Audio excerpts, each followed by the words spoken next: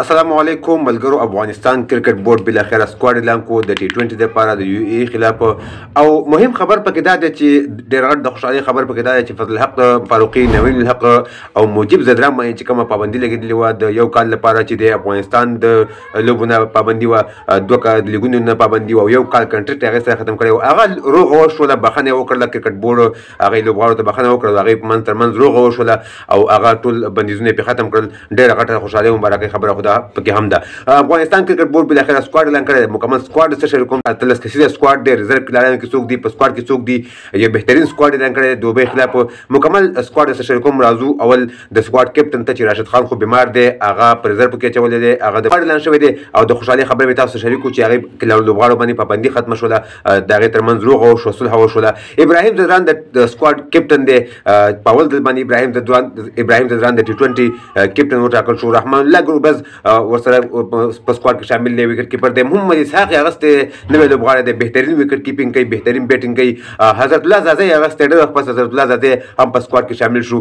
صدیق الله اتل یې اغوستی دی، دا هم ډېر وخت پس په سکواډ کې شامل شو. رحمت شاه یې اغوستی، رحمت شاه هم دا ښه لوبغاړی دی.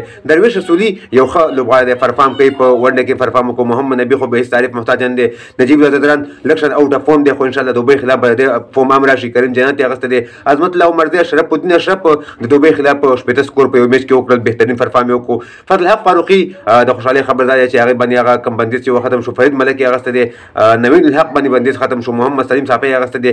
نور احمد یې اغوستی دی. قیس احمد په دغه سکواډ کې شامل دی او مجيب زدران چې کوم دی، مجيب زدران هغه فی الحال په بیګ بیش لیګ کې لوبېږي. راځو ریزرو لوبغاړو ته. په ریزرو لوبغاړو کې اکرم علي خیل دی. اکرم علي خیل یې ښه کړی چې په ریزرو کې اچولی دی. په د ټي 20 بیټسمین نه دی، د ون ډے د ټیسټ بیټسمین دی، بهترین بیټسمین دی. راشد خان دی په ریزرو کې اچولی دی. ګل بدین نایب په ریزرو کې اچولی دی او اجاز احمدزی په ریزرو کې اچولی دی. نو دغه اول ټي 20 میچ به د افغانستان وخت مطابق 9 بجې شروع کېږي، د پاکستان وخت مطابق به 9 بجې شروع کېږي. نو دغه مکمل سکواډ او د خوشحالۍ خبر مې تاسو سره شریک کړو چې په کومه پابندي چې لګېدلې وه هغه په دغه هلکانو باندې ختمه شوه. د ویډیو کتلو ډېره مننه. ویډیو مخکې ملګرو سره ضرور شیر کړئ. بعد ملګرو ته پوښتنه کول چې یاره سکواډ اعلان شوی که نه اعلان شوی، چې هغه ټول ملګري خبر شي د دغه سکواډ نه او د دغه خوشحالۍ خبر نه چې یاره پابندي کومه لګېدلې وه ختمه شوله.